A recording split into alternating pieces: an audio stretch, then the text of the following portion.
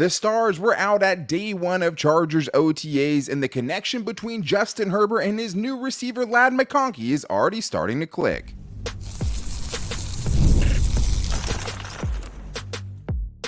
You are Locked On Chargers, your daily podcast on the Los Angeles Chargers. Part of the Locked On Podcast Network, your team every day. What is up, and welcome into the Locked On Chargers podcast. I'm your host, Daniel Wade, joined as always by my co-host, David Drogemeyer, and we've been covering the Chargers together for 8 seasons, but this is our 6th year as the host of the Locked On Chargers podcast, bringing you your team every day. Thank you to the everydayers out there for making us your first listen today, and to make sure that you never miss the show, go subscribe or follow for free on the Locked On Chargers YouTube channel and listen wherever you get your podcast from. David, what do we got today? Daniel, organized team activities have officially begun. Justin Herbert is on the field and already starting to make that connection with his new receiver, Ladd McConkey, which is great. On defense, Asante Samuel Jr. had a big first day making plays. You got to love that. Got to hope for a breakout. And there's already some very noticeable differences between Brandon Staley's OTAs and Coach Jim Harbaugh's OTAs. Which shouldn't be surprising, but I think it's welcome changes that we are happy to see. But make sure you guys download the Game Time app, create an account, and use the code LOCKEDONNFL for $20 off your first purchase. Terms apply. David, football is back in a certain way. It just, Amen. We saw a little bit of Ricky, mini camp, and then you also had just kind of some early stuff for the Chargers where mostly stretching and little workouts and stuff like that. We got to see some real football, 11 on 11, team on team, first team versus first team, even a little bit. And it was awesome to see. And to me, the thing that stood out from all of the notes, and there were great notes taken by Daniel Popper of The Athletic, as always, Eric Smith, the Chargers team writer, Bridget Condon from NFL Network even had some good nuggets. And I couldn't get enough of it. And I know you guys are definitely feeling the energy of OTA's day one for sure. But you can't start without talking about the connection between McConkey and Justin Herbert. This is something that both Eric Smith and Daniel Popper brought up in their notes of day one of Chargers OTAs about the connection between those guys, which is awesome. This is what Popper had to say. McConkey played both inside and outside Monday, but the majority of his snaps with the first team came in the slot. On the second play of the first 11 on 11 period, McConkey beat rookie cornerback Tarheeb Still down the seam, and Herbert hit him for an explosive gain. Later in practice, Herbert connected with McConkey on back-to-back completions, one on an over route and another on an out route from the slot. McConkey also beat cornerback Jasir Taylor on a slant out of the slot in the second to last period for a third down conversion. David, it's OTAs. There's no pads on. You don't want to read too much into it. But I think it just kind of affirms a lot of what we hope to see, because with Justin Herbert losing Keenan Allen, he was missing that go-to guy, the security blanket, the guy he could trust to get open. And I just think it's great news. The quicker these guys get on the same page, the better. And it seems like there's already a little bit of trust that's building between the two. Yeah, and I just love the fact that you hear about Ladd McConkey running all different kinds of routes and getting open on all different kinds of routes as well. Also showing the versatility, playing on the inside, playing on the outside. I think we probably expect him to play the majority of his snaps in the slot. I think that's probably where he's going to be, most featured at. But, it just shows you, this is a guy who can create real separation very, very quickly, and he can attack all different parts of the football field, and I think that was on display early on in OTAs. Yeah, it's great to see. He's out there healthy. Ladd McConkey, that was pretty much the biggest knock on him, so I think that's great to see him out there at full strength, being able to have this time with Justin Herbert, because we know it's invaluable. I mean, one thing that you saw between Justin Herbert and Quentin Johnston last year is at some point, the trust was broken, where it just, at certain points, it just didn't seem like Justin Herbert was looking to Quentin Johnston to throw the football to during the regular season at all. Part of that's because he had Keenan Allen out there, who's obviously wide receiver one, and Josh Palmer out there, and they had a better connection. But in day one of OTAs, with a lot of question marks for this wide receiver room with a ton of new faces in it, it was Ladd McConkey who we found the best connection with. So I think that's awesome. Obviously, both of us are really high on him.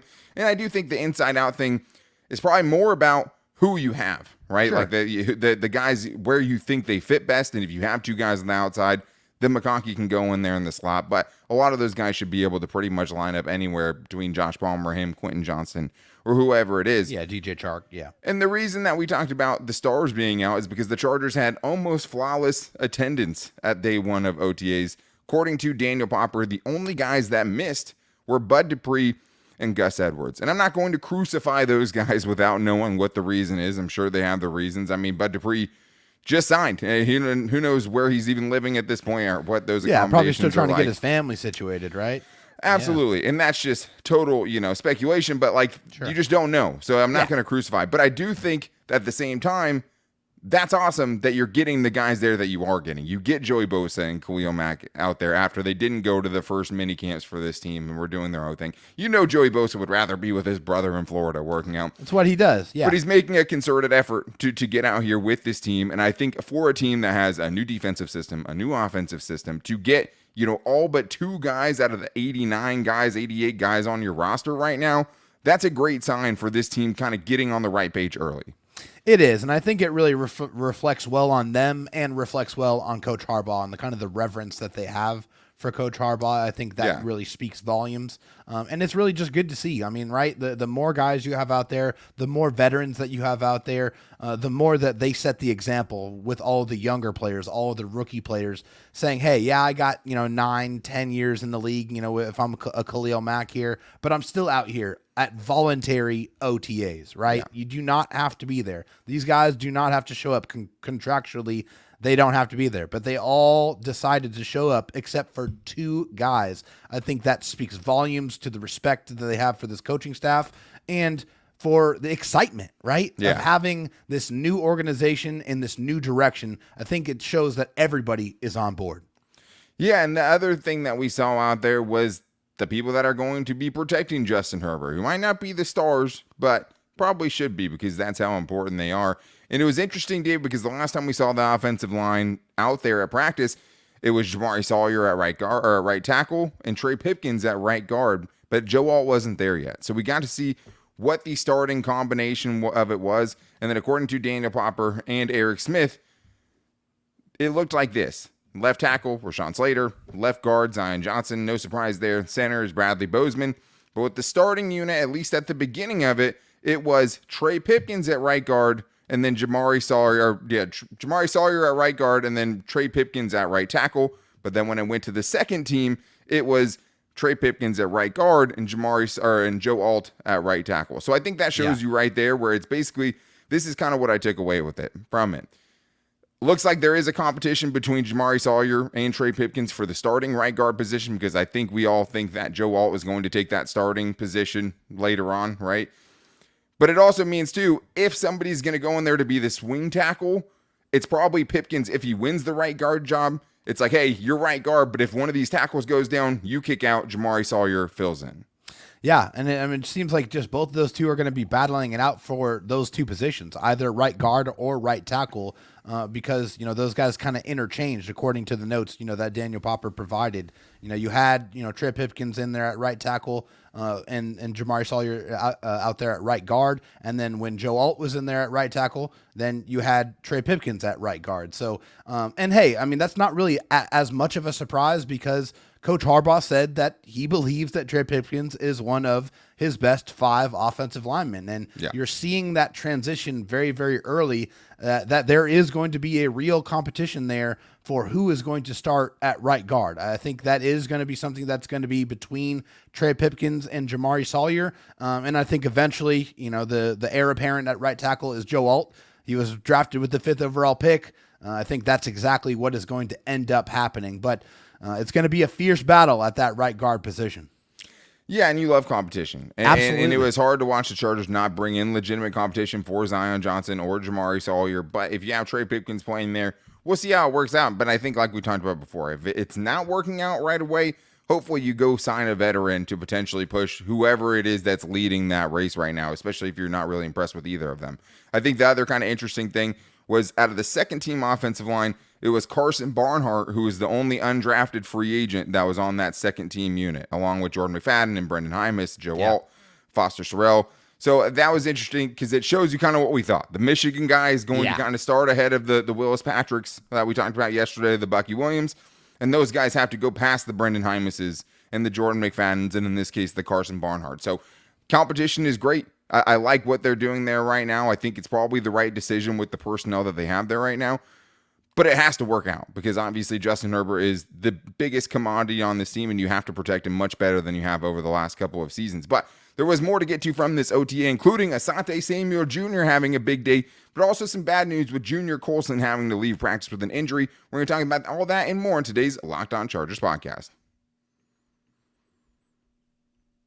First, I need to tell you guys about Game Time, because Game Time is now an authorized ticket marketplace of Major League Baseball, which makes getting tickets even faster and easier, and the prices on the Game Time app actually go down the closer that it gets to the first pitch. If you guys want to get in on this baseball fever, make sure you are checking the Game Time app. But it's not really even just baseball. Whatever event that you want to do, even if you just want to go out on a Friday night and you're looking for an event to go to the Game Time app, because you're going to get the best prices with the Game Time app, and you get the Game Time guarantee, meaning if you go to another place and you find the ticket in the same seat, same row for less, they will give you 110% of the difference. That's the nice thing about Game Time. Another great thing about Game Time is the all-in pricing. You can toggle this feature that shows you the total upfront with no surprise fees at checkout. The other great thing, seat views, knowing exactly what your view is going to be. You get a panoramic view from your seat in the app before you buy your tickets. So take the guesswork out of buying tickets with Game Time. Download the Game Time app, create an account, and use the code LOCKEDONNFL for $20 off your first purchase.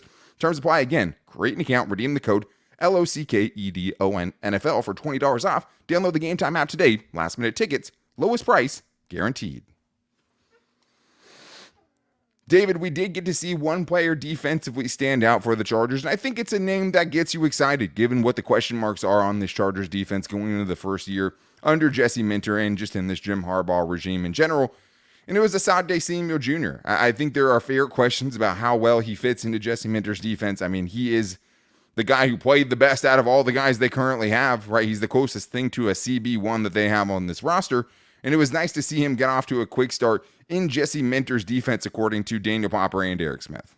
Yeah, absolutely. According to Daniel Popper, he was able to pick off Easton Stick's first pass attempt on the day there, and also, just looking at through the notes, tallied multiple pass breakups and almost hauled in another interception off of Justin Herbert towards the end of practice. So I think for Asante Samuel Jr., this is a guy who has shown flashes, shown some obvious, periods of brilliance, like against the Jaguars in that playoff game where, he tallied those 3 interceptions in the first half. So we know it's in there, right? We just need to see it more consistently. And that's what I hope to see out of Asante here going into his 4th year in the NFL. Hopefully this is the year where he's able to put it all together.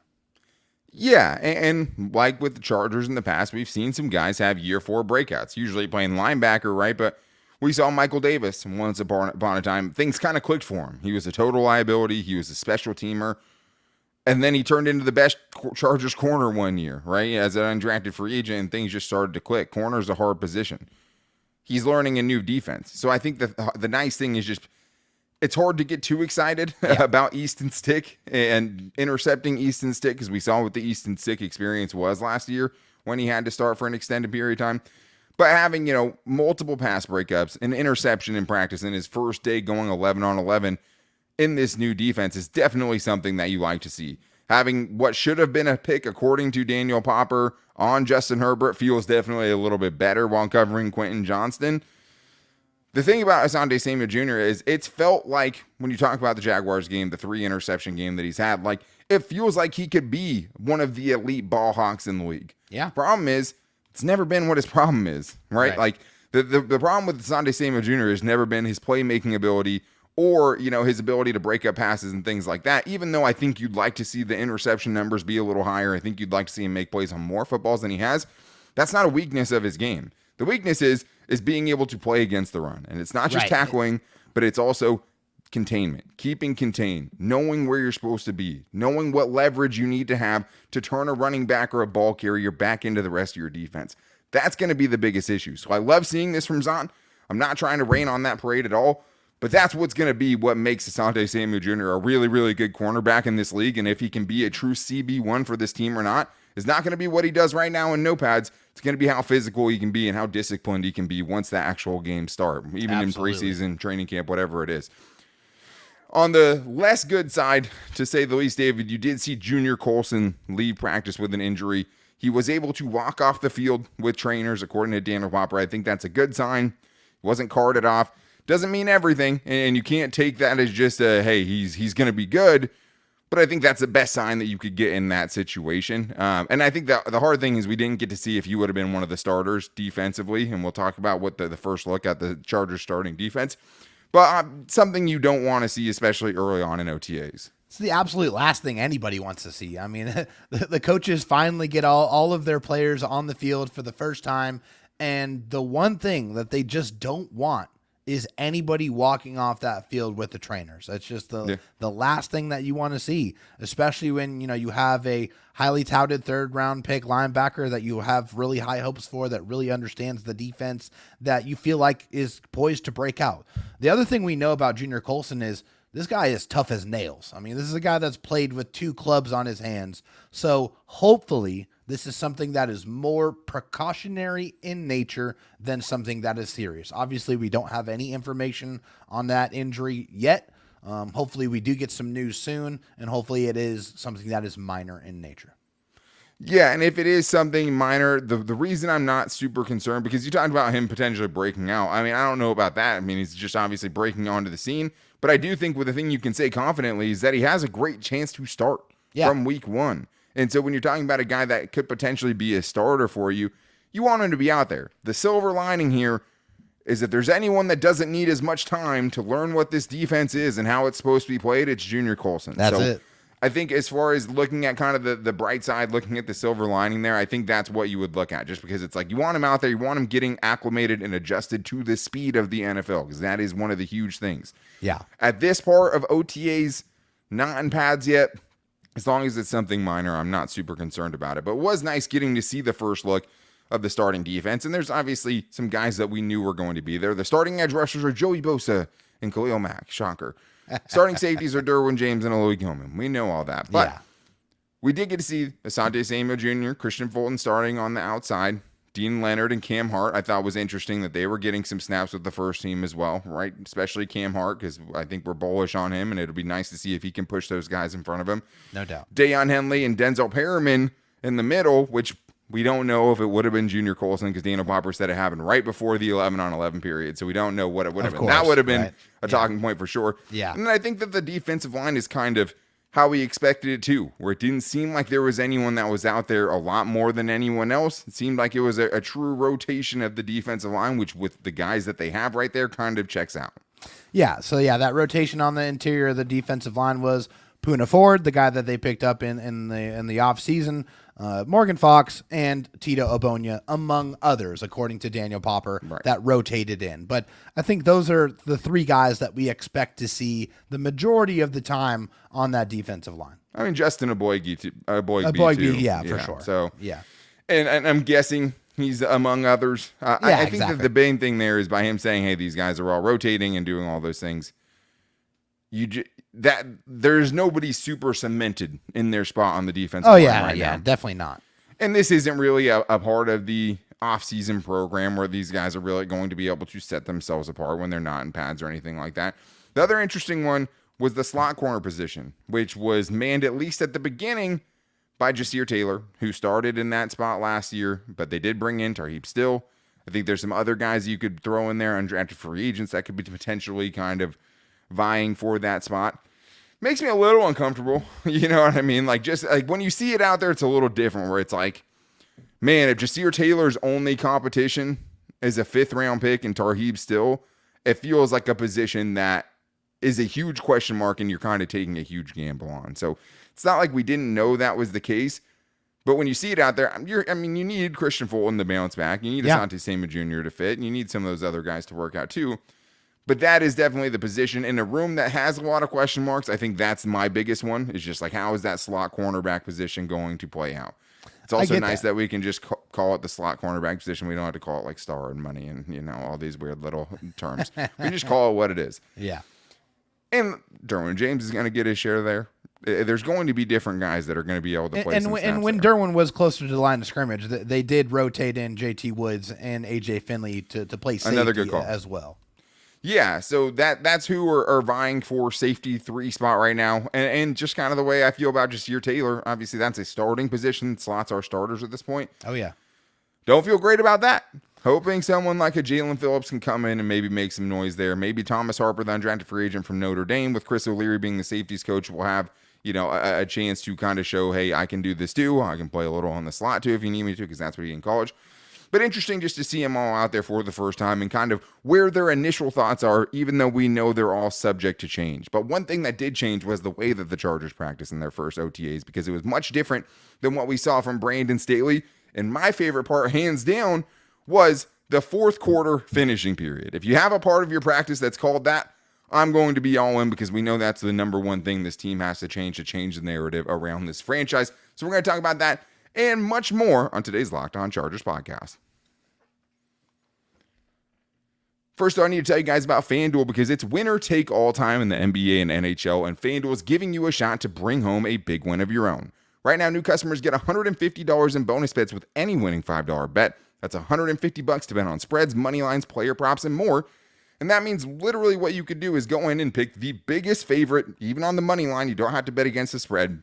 And if they win and avoid a major collapse, you get $150 in bonus bets. And now we are in the conference finals of the NBA, and we have it kicking off. The playoffs are heating up. And like I told you on yesterday's show, the only thing better than as the playoffs are heating up are the playoffs heating up while you're getting to bet with FanDuel. So if you guys want to get into one of their most popular parlays, you can go with Tyrese Halliburton to get 20 plus points and 10 plus assists, Jason Tatum to make at least 3 3-pointers, and Jaylen Brown to score 20 plus points, and you can get that at plus 630. So that's over 6-1 odds. All you have to do is visit FanDuel.com/lockedon and make every playoff shot count. FanDuel, America's #1 sportsbook.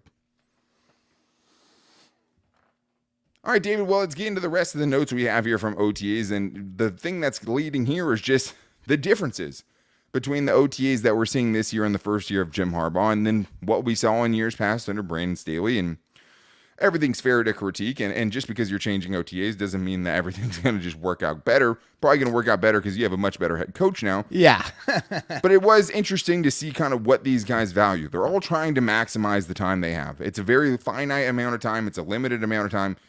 And I like the way that Jim Harbaugh is trying to maximize the time that he gets with these players. But I do want to tell everyone to make sure they're checking out the Locked On Sports Today, first ever national 24/7 sports streaming channel, giving you sports from around the country with the expertise from the local experts that can cover their teams like only the people covering their teams every day can. So make sure you guys are checking that out. Locked On Sports Today. Go subscribe to the first ever national 24/7 sports streaming channel. David, when you say the word fourth quarter finishing period, my ears are going to perk up, because I think when you're talking about this team, that is the kryptonite. That is charging, right? In a nutshell. So to see that the Chargers have put so much of an emphasis that the first day of OTAs, like they're going to designate a whole period to what they call fourth quarter finishing period, and it's also just extra conditioning, something I'm going to love to see.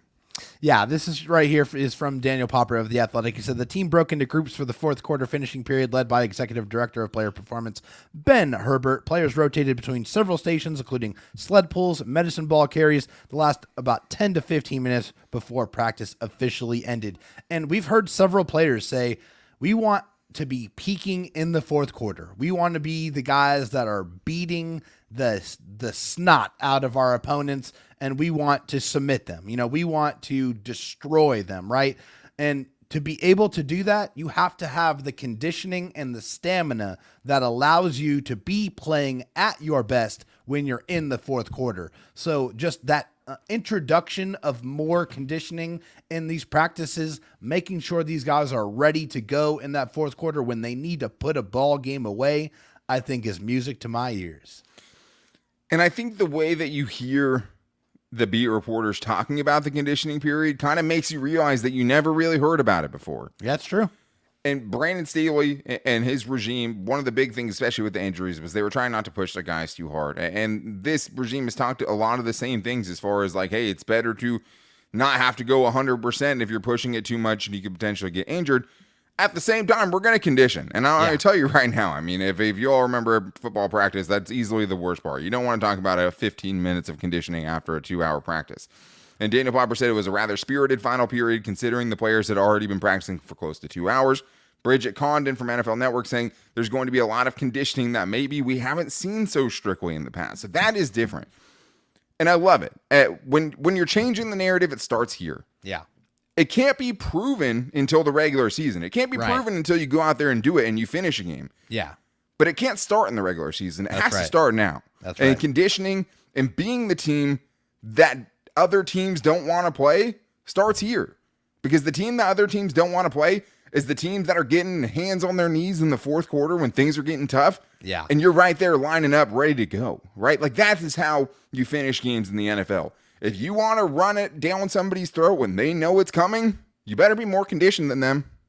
That's part of it too. So I love the fact that you can't prove everything. You can't stop charging overnight. But it starts early. And this is how you put yourself in a better situation for when those intense moments do happen. You're not mentally drained because you're physically so much better. When you're physically better, it's taking less away from your mental capacity. Like, and I just think it all goes hand in hand. So I really, really love that. And I think the other thing is conditioning helps with injuries as well. And I think the Junior Colson thing is a good reminder that it's like Ben Herbert isn't the end all be all. Ben Herbert's not going to cure everything with a magical staff, and nobody's going to get injured for the Chargers. And maybe, we propagandize that a little bit too much just about the benefits of having him. It's not going to change everything, right? But this helps. They're doing everything they can to help. These things all make an impact. And it was only one of the several changes that we saw from years past under Brandon Staley, including David running 11 on 11s in OTAs. Other changes like no music during practice at all. So we're seeing things done a little bit differently under Brandon Staley, and obviously we'll see what the results are. Yeah. Brandon Staley only strictly did 7 on 7s in OTAs. Coach Harbaugh said, nah, I'm trying to go 11 on 11. Let's get these guys going mano a mano. Let's do it as much as humanly possible. They did, first team offense versus second team defense, second team defense versus first team offense, and then had 4 periods of the ones going against the ones, which I love that. I mean, I think that's really the best use of that time there. And the no music to me just signals it's all business, right? We're not out here playing games. We're not out here trying to, catch vibes. And I'm sure there'll be times for that. And I'm not saying that there will not be music at any practices at all, but it just signifies to me that this coaching staff is trying to get this work done. They're trying to be focused. They're trying to have that attention to detail, and they want to make sure these guys are in it to win it from beginning to end. Yeah, and it's interesting because I think the players really like the music at practice. Sure. I don't think that's something that the players would go out of their way to be like, yeah, that was the problem. Right, I don't think they think of it that way. But I think at the same time, the other kind of thing is like, if you need music to get you going for practice, maybe you're not doing the right thing. You know what I mean? Yeah. Like, you shouldn't need the music to get your teammates pumped up and to get the vibe going. If you want to listen to your headphones on the way out to practice and get yourself in the right mindset, just like I did before every single football game I ever played in, right? That's going to happen, and you're going to be able to do that. But once you get on the field, you need to be paying attention and attentive, and you need to hear everything that's happening in a new offense, a new defense, all of those things. So it's interesting because I know it probably isn't the best thing for the players, but they're just eliminating every single distraction that they can. And I think as far as running 11 on 11s in OTA, never did it with Staley. I think it's still very hard for the offensive line and defensive line to show a lot of what they can do physically. Of course.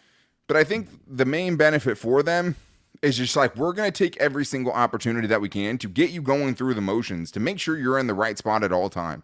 We're going to get Justin Herbert getting through these things while he has to throw over the offensive lineman in front of him. And he has, the right side of his offensive line right now are like 6'8" and 6'9" between Trey Pipkins and Joe Alt. Like, that makes a difference. Massive. So yeah, I do think there are some benefits to it. That was one of the things that when I was actually at training camp last year that I asked Brandon Staley, was like, what can you get from these guys when there are no pads on? And he talked about some of those same things. But I think that the thought process here is just like, let's have everyone do everything together so we can just get as many reps doing this with our especially entire when you team. got new offense and new defense going on. That's right? what I was saying. Yeah. I mean, it's like, but let's get everyone doing everything together as many times as we possibly can.